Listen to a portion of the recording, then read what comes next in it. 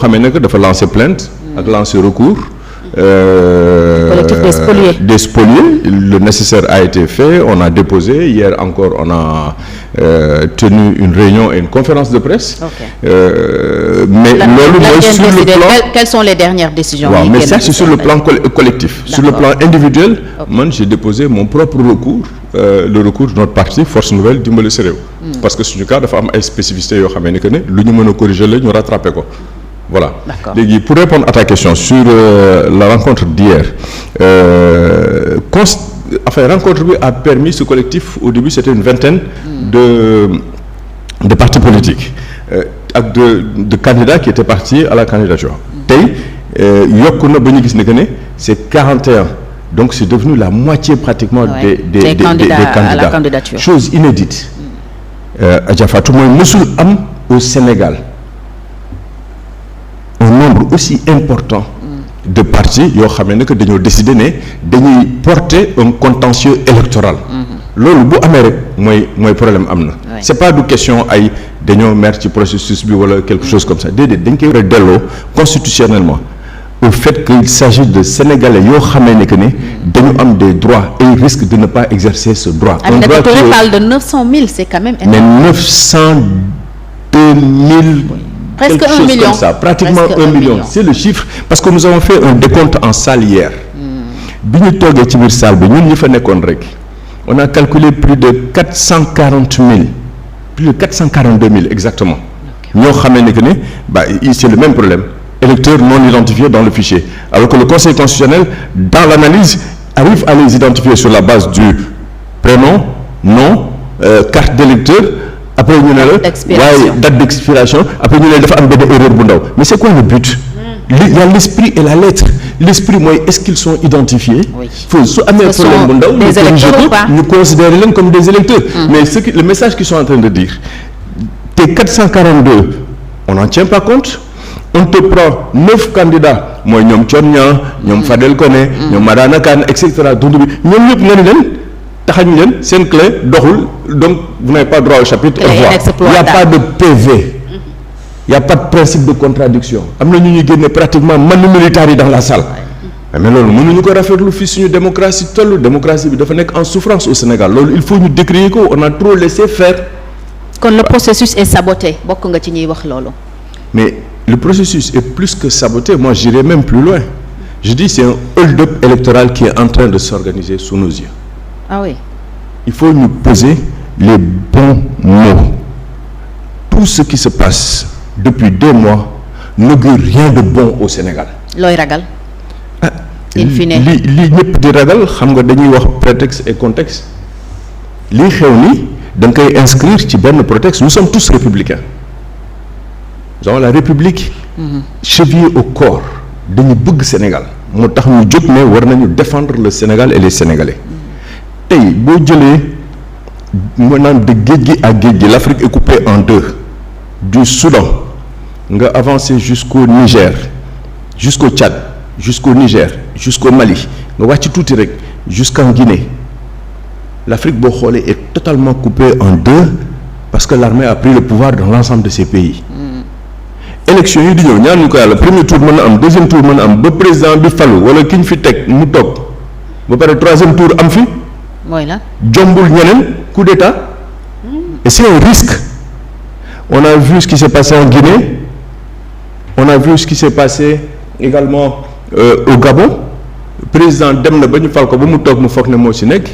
ñu xam ne que clameur populaire bi. ñu xam ne que lii laluwul ci dëgg. problème de légitimité ñu xam ne que légitimité amul. élection yi amul crédibilité. kenn gisu si boppam et que ça risque de dégénérer à tout moment. Ah ben oui, et ben qu'est-ce qui va se passer? L'armée va prendre ses responsabilités. Mais mu ngi noonu tey tollu nañ ci jamono boo xamee ne que ne suñu constitution ni ñu ko bindee charte réew mi ni muy doxee war nañu xalaatandoo naka la ñuy garantir dëgg suñu démocratie ba nga xamee nag suñu fondement dara dootu ci yëngatu loolu daf ñu war parce que bu ñu ko deful lan lañ nar a léguer les générations à venir. C'est ça la grande préoccupation te lii ça nous fait peur moo tax ñuy interpeller la communauté internationale les ambassadeurs l'Union européenne les bailleurs les amis les amoureux du Sénégal ñoom ñëpp ñuy woo Sénégalais yi ne leen mobilisez-vous nañu engagé wu parce que lii fi nar a xew waruñu ko bàyyee nii. mais lan la ñu mën a def à ce stade du processus. mais li ñu mën a def bëri na te dafa bokk ci suñu feuille de route. mooy lan mooy ces informations là ñu xamal nit ñi d'abord nit ñi li nga xamee ne que moo xew ci processus bi parce que tey bu élection amee. Il y a des observateurs de l'Union européenne, il y a des observateurs yu jóge ci de la CEDEAO et cetera ñu ngi fi déjà parce que nous sommes à quelques encablures des élections présidentielles. Mais il faut pas attendre les résultats pour leur dire voilà le constat. Déedéet, c'est dès maintenant qu'il faut le dire.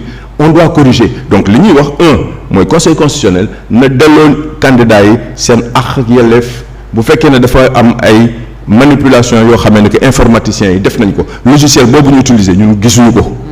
Sénat boo leen bàyyee xel biñ leen laajee dañoo génne benn communiqué ne ñun le fichier électoral bi nga xamee ne que moom la Sénégalais yi bëgg dugg di vérifier ndax seen tur a ngi fa ak ndax ñu ngi ci biir ou pas mais leen ñu tuuti liggéey bi pareegul donc ce fichier n'étant pas encore fini. Mais est-ce que sur quelle base je le dis encore une fois sur quelle base le Conseil constitutionnel a eu à travailler et à éliminer su fekkee ne c'est le fichier de 2017 wala le fichier de 2019 wala le fichier de 2022 mais forcément il y a des écarts entre ñi nga xamee ne que ne ñoo bindu ñoo parrainé ak li ñu yor ci seen fichier. donc loolu mënul baax. il faut ñu xoolaat ko bu baax. mais est-ce que yéen tam sàgganu leen opposition bi teel a taxaw ci am fichier bi démb dalal nañ fi d'ailleurs Théodore Chérif Monteil bu coalition Mamadou Lamine Diallo 2024 ne na ñoom ils ont travaillé sur la base du fichier de 2022 parce que peut-être fële après mise à jour yi am du am noonu trop ampleur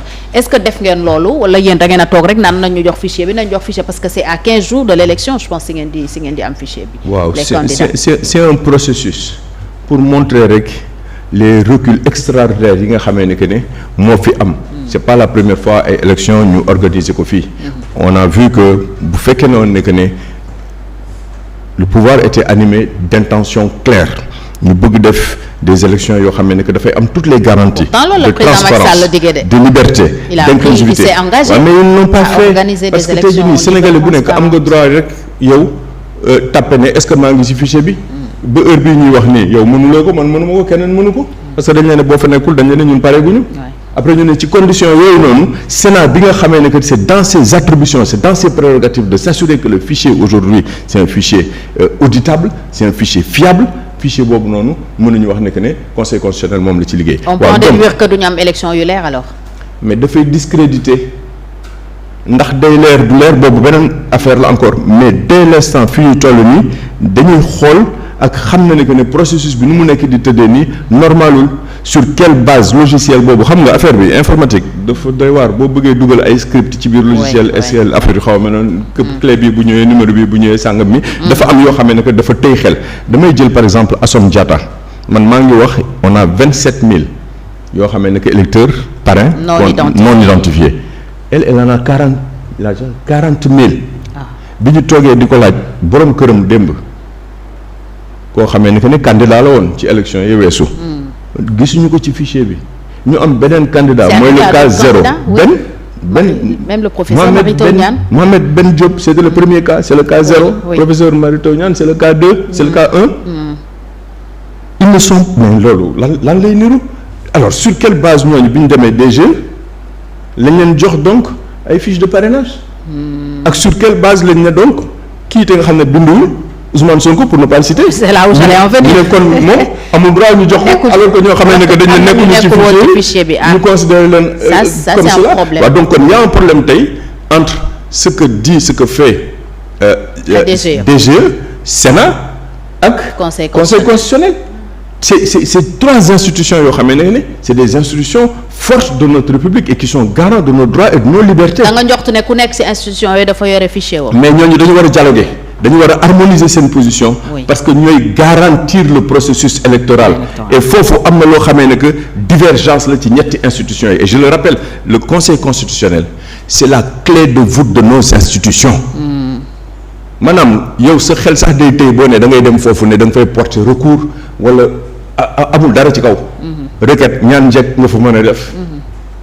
amoo loolu mën a wax léegi nag ñun processus bi boo ko xoolee Sénat xam nañu li xew. au cours du jeu ñu jékki-jékki débarquer membres yi xam nga am na lu bëri loo xamee ne que ne tey na xel ci biir processus bi nga xamee ne que la nekkee ni mu tëddee nii dafa niru plus ay sélection que élection neexul ba neex. am na ñoo xamee ne que génne nañ leen pour ne pas les citer ku mel ni suñu tata Mimi. boo nee génne nga ko ci élection bi moom moo garantir élection yi mujjee parrainage u Benno Bokk Yaakaar. elle était tête de liste. nga foog ne que kooku xamul naka la ñuy wutee parrainage ak naka la ñuy amee parrainage. beneen bi li nga xamee ne que moo ñu gën a jaaxal mooy ñooñu di wax ne que ñoom seen parrainage mat na fii Soleil titre na fii 4 millions ba ñu porté leen plainte bi c'est chez le procureur actuellement 4 millions de parrains. après finalement nga xool affaire yi xaw a lëndëm pour yow nga ni mbir bi de leerul